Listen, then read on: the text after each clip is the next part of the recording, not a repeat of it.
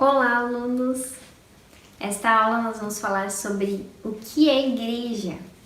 Eu gostaria que vocês já abrissem em Mateus, no capítulo 16, no versículo 18, onde nós vamos ver a primeira vez, alguém falando sobre igreja, E quem falou sobre igreja pela primeira vez foi o próprio Jesus. Quero que vocês abram lá então e diz assim, versículo 18, também eu lhe digo que você é Pedro, e sobre essa pedra edificarei a minha igreja, e as portas do inferno não prevalecerão contra ela. Eu lhes darei as chaves do reino dos céus. E o que você ligar na terra terá sido ligado nos céus. E o que você desligar na terra terá sido desligado nos céus. Então a gente vê Jesus aqui falando para Pedro, a respeito da sua igreja. A gente vê que antes ali Pedro ele confessa, não foi carne que revelou a ele, mas foi o próprio Espírito, revelando então que ele era o Cristo, Filho de Deus, Enquanto as outras pessoas estavam falando que ele era um profeta, que ele era um profeta do Antigo Testamento, que tinha vindo, ou que era um simples homem, Mas a gente vê aqui que ele está falando, Pedro, você será a rocha, será a pedra dessa igreja, mas ele está falando, se referindo aos apóstolos, Lá em Efésios 2:20, gostaria que vocês abrissem lá, diz assim, vamos ler desde o versículo 19. Assim, vocês não são mais estrangeiros e peregrinos, mas concidadãos dos santos e membros da família de Deus, edificados sobre o fundamento dos apóstolos e profetas, sendo Ele mesmo, Cristo Jesus, a pedra angular. Nele todo o edifício, bem ajustado, cresce para um santuário dedicado ao Senhor. Cresce para ser um santuário dedicado ao Senhor. Nele também vocês estão sendo edificados, junto com os outros, para serem morada de Deus no Espírito. Então a gente vê aqui que Paulo ele está falando que a igreja ela é construída, edificada sobre os fundamentos, os ensinamentos dos apóstolos e dos profetas, E com certeza tem certa relação com o que Jesus estava falando para Pedro. Claro que Pedro não imaginaria, o que seria essa igreja até então. Igreja, tanto ali em Mateus 16 quanto em Mateus 18, que aparece novamente Jesus falando da igreja, a palavra em grego significa eclésia, que significa chamados para fora.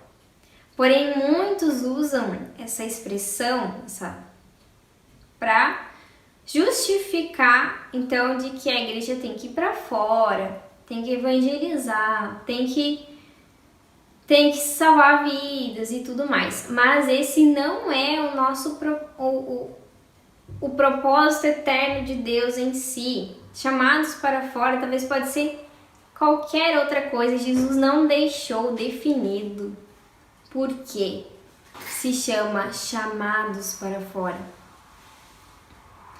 Mas ele simplesmente disse a minha igreja, A minha igreja. Quem está fundamentando, quem está edificando esta igreja é o próprio Jesus, Por meio do seu Espírito Santo. A gente já viu na aula anterior sobre o Espírito Santo, Que era necessário que Jesus fosse, Que ressuscitasse, claro, que fosse para o Pai, para que ele pudesse então enviar o outro Consolador. Por quê? Porque Jesus tinha um objetivo com isso. Jesus estava ali como homem no meio deles, mas quando o Espírito Santo viesse, ele habitaria dentro dos homens, dentro dos seus discípulos, dentro de cada um que compõe a sua igreja. Igreja não é uma instituição, não é um edifício construído, um prédio. Não, a igreja é um corpo, o corpo de Cristo. E esse corpo, ele está ligado à cabeça, que é Jesus. Nós também podemos dizer que ele, que a igreja é um santuário, um templo que está sendo edificado para que seja a habitação do Espírito Santo. Também é uma família. Sim, porque a igreja, ela é um organismo vivo, composto por pessoas. Uma única pessoa não pode ser a igreja. A igreja precisa ser 2 ou mais. A palavra mesmo fala que onde 2 ou 3 se reunirem no nome dele, ali ele estaria. E é isso.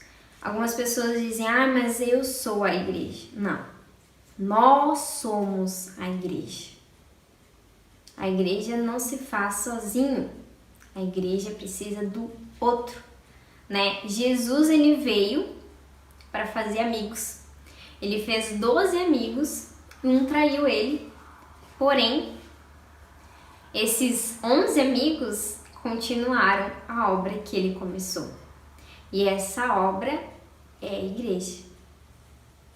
Inclusive, a gente pode também lembrar, a respeito de Eclésia, chamados para fora, que é a tradução para o português, que tem muito a ver com a história de Israel, que Israel foi chamado para fora do Egito, da escravidão do Egito.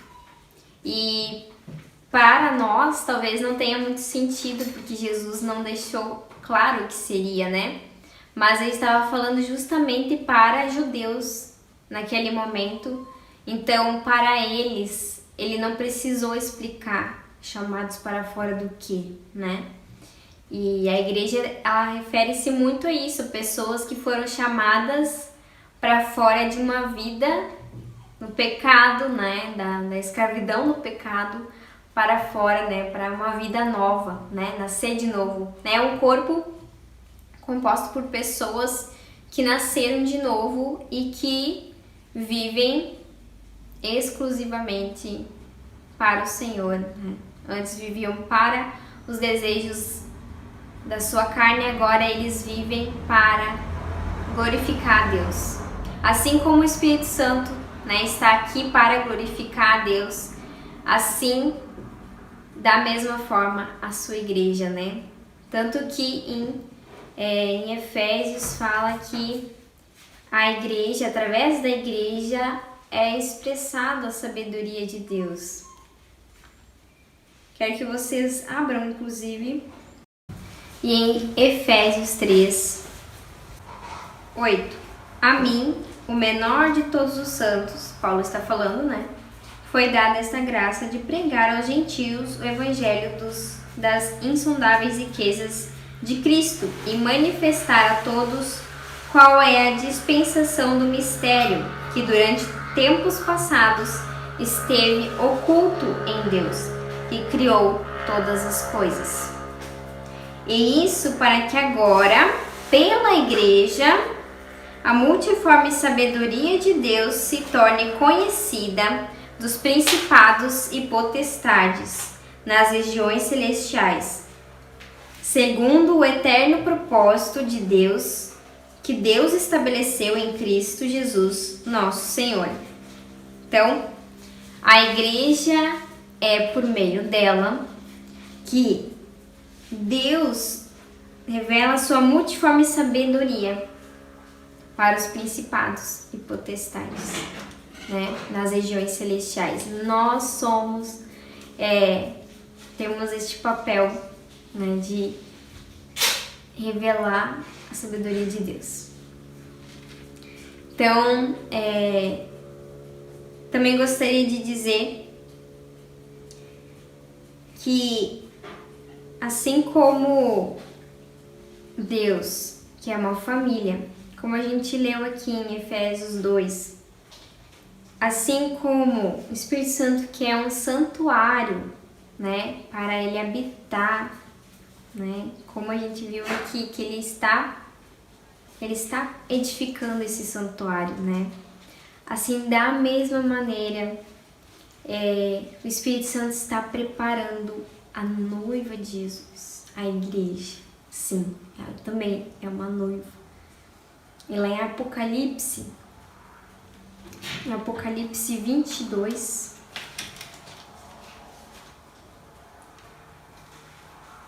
ela e o Espírito Santo, eles clamam pela volta de Jesus. Ou seja, a igreja, ela anseia pelo retorno de Cristo. Isso é uma característica que precisa estar na sua igreja. Inclusive, gostaria de comentar a diferença entre a igreja de Cristo, né? A igreja, digamos assim, denominações, né? Até tem um livro que eu quero mostrar para vocês, Em Busca da Verdadeira Unidade da Igreja. Ela foi escrita pelo Harold Walker. Ele é um cara que eu leio muitos materiais dele, inclusive indico que vocês leiam também. Eu vou disponibilizar este livreto em PDF para vocês. E fala basicamente que o corpo, né, a igreja, o corpo de Cristo, não são as igrejas que a gente vê hoje, que são denominações, né? Ele traz aqui uma metáfora, digamos assim, né, de que as denominações, elas são como andaimers, né? Elas não são a construção, né? Elas estão ali para ajudar a construir, mas ela não é a construção em si, ou seja, ela não é a igreja de Cristo. Inclusive, gostaria de dizer que só existe uma igreja, né? Ela não é uma igreja visível, né? Ela é invisível perante os nossos olhos humanos, mas ela é visível perante os olhos de Deus, né? E ela está sendo construída, e isso é obra do próprio Deus, não é nossa, né? Inclusive ele fala aqui que a unidade, o que une o corpo de Cristo é o próprio Deus, é o próprio Jesus. Ele é responsável pela unidade da igreja. Se o homem colocar a mão nisso, não dá certo. E inclusive ele faz essa colocação da igreja, né? E ele faz uma diferenciação entre denominação e denominacionalismo. Denominacionalismo é algo totalmente contra a vontade de Deus. O quê? Até que o livro ele fala que é demoníaco, sabe? Ele diz assim que denominacionalismo é o espírito sectário que afirma que somente a sua denominação é a certa e todas as outras são falsas, tá? Deus não tem problema com as denominações em si, mas abomina o denominacionalismo. Então, inclusive também gostaria de falar que seitas, né? O que seria uma seita? Como identificar uma seita? A seita, ela é identificada pelo que ela pela própria escritura, a importância que ela dá para a escritura. Tem muitas igrejas que são seitas que pegam partes da palavra da Bíblia e o resto descarta. A Igreja de Cristo, ela pega o todo da Bíblia. Ela não pega só uma parte que a beneficia, ela pega o todo, né? Do início ao fim, né? De Gênesis e Apocalipse, né? Ela aplica e tenta aplicar na vida dela. Seitas ou, por exemplo, espiritismo, né? Que pega partes da Bíblia, mas que descartam muita coisa, principalmente referente a pecado, a transformação de vida, né? Isso não tem tanta cobrança da parte, não tem tanta cobrança, né? Essa questão de gerar frutos dignos de arrependimento, né? Frutos de arrependimento, desculpa. E já outras também, outras igrejas como muitos usam o próprio nome Deus, né, para sua religião, né? Umbanda fala sobre Deus, todas as religiões têm alguma coisa muito semelhante ao que está escrito nas escrituras, mas não é fiel a ela, não é fiel totalmente a Deus, né? Ao Deus das escrituras, aquilo que ele se revela através dela. E em 1 Coríntios 12 é onde fala sobre o corpo, né, de Cristo. Porque assim como o corpo é um e tem muitos membros, e todos os membros, sendo muitos, constituem um só corpo, assim também com respeito a Cristo. Então, como eu falei, igreja é um corpo e esse corpo é composto por membros. Não tem como um corpo só ter uma mão, só ter uma perna, só ter uma barriga. Por isso que a gente fala que igreja não é uma só pessoa, mas sim mais do que uma, mais do que duas, né? As escrituras falam. Igreja é composta por pessoas que têm o mesmo ponto de referência, né? Que é Jesus. Ele é a pedra angular. Ele é o que une todas as pessoas.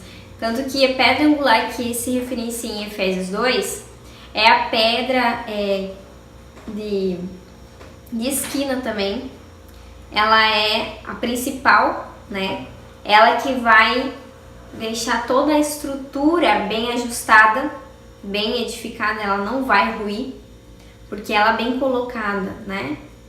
Ela vai sustentar as demais, ela vai trazer, realmente alinhar, né, todas as outras pedras. Ui. Essa parte eu corto. Tá. Isso também é interessante porque tem que ver que Jesus estava usando ali da pedra angular era porque eles trabalhavam com casas que eram construídas dessa forma. A gente não usa mais esse negócio de pedra angular, então pra nós é meio que, né, a gente ignora esse negócio, né? Mas tipo, eles na época trabalhavam, né? Pra eles era muito mais fácil compreender, né? É um universo de coisas que é muito mais fácil pra eles entender. Ai, que pra nós, cara. E nesse mesmo folheto, na página 15, fala sobre amizades de aliança. Você tem amizade de aliança?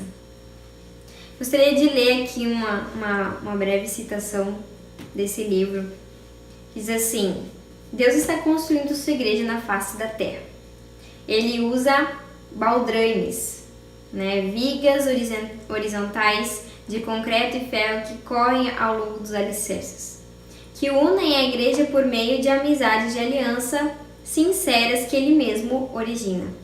Precisamos entender seu modo de agir para realmente honrar e priorizar essas amizades. E aí ele vai falar do testemunho pessoal que ele tem. Continuando aqui. A igreja é de Deus e a denominação é apenas um andaime. Deus quer levantar uma rede de relacionamentos apostólicos que permita que a vida mencionada em Efésios 4 flua e edifique o corpo de Cristo. Quem não entender que isso vai acontecer cada vez mais no século XXI, corre o risco de ficar de fora do que Deus está fazendo na Terra. Deus não está construindo denominações, mas a igreja dele. Não se preocupe com as denominações em si, pois Deus quer nos ensinar a trabalhar com as pessoas, promovendo relacionamentos de aliança. Se algum andaime estiver atrapalhando esse processo, tire seu foco dele, busque a direção do Espírito e prossiga construindo a Igreja de Cristo Jesus. E gostaria de já abrir em Efésios 4, que vai falar sobre a unidade da igreja, né? Por isso, no versículo 1, por isso eu, o prisioneiro... Repete. Espera. Oh, Jesus Cristo. Repete. Em Efésios 4, no versículo 1, diz assim: por isso eu, o prisioneiro no Senhor, peço que vocês vivam de maneira digna da vocação a que foram chamados, com toda humildade e mansidão, com longanimidade, suportando uns aos outros em amor, fazendo tudo para preservar a unidade do Espírito no vínculo da paz. Há somente um corpo e um só Espírito, como também é uma só a esperança para a qual vocês foram chamados. Há um só Senhor, uma só fé, um só batismo, um só Deus e Pai de todos, o qual é sobre todos, age por meio de todos e está em todos. Olha como Paulo repete várias vezes a palavra todos, tá? Deus vai agir em todos que fazem parte da sua igreja, né?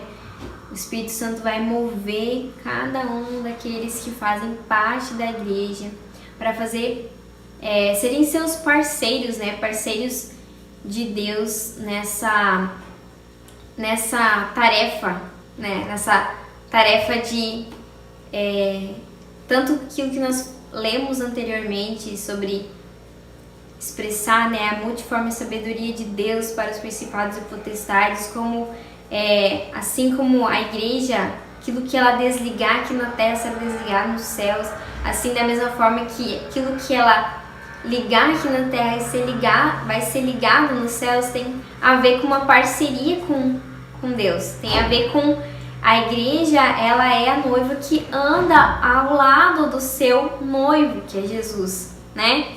Ela anseia em realizar a vontade, né, daquele que a está edificando, aquele que é o seu Criador, né? Ela está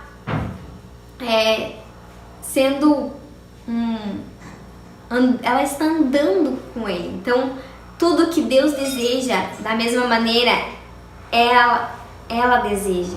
Da mesma maneira, ela anseia por isso, em fazer a vontade de Deus na terra, né? E eu incentivo vocês a fazer parte de uma família, a fazer parte de um relacionamento de aliança. Tenha amigos que você pode dizer que tem aliança com eles. Seja parceiro desses amigos da aliança, andem com eles, e inclusive Paulo mesmo diz, né, continuem se reunindo, porque é se reunindo que vocês encorajam uns aos outros, na comunhão, nesse vínculo com pessoas de aliança, com relacionamentos de aliança, que você é moldado, né, por Deus. Nesses relacionamentos que você é realmente encorajado a continuar, a suportar, né, os sofrimentos que nós passamos aqui enquanto, ainda mais como cristãos, E é nessa unidade que a gente cresce, né? Espiritualmente, cresce a semelhança de Jesus. Vamos orar? Pai, eu quero primeiramente te agradecer por esta aula, te agradecer, Senhor, por este momento precioso onde nós falamos sobre a sua igreja amada. Eu sei que muitos olham para ela e colocam muitos defeitos nela, mas sei que ela já é aquilo que você diz a respeito dela, que ela é santa, ela é gloriosa. Isso porque não é nós que a tornamos assim, mas é o Senhor. O Senhor a purifica, o Senhor a está levando ao processo de santificação. Ela está sendo transformada não por nós, mas por Ti, Senhor. Nós te agradecemos, Senhor, e confiamos na boa obra que o Senhor começou e irá concluir. Amém.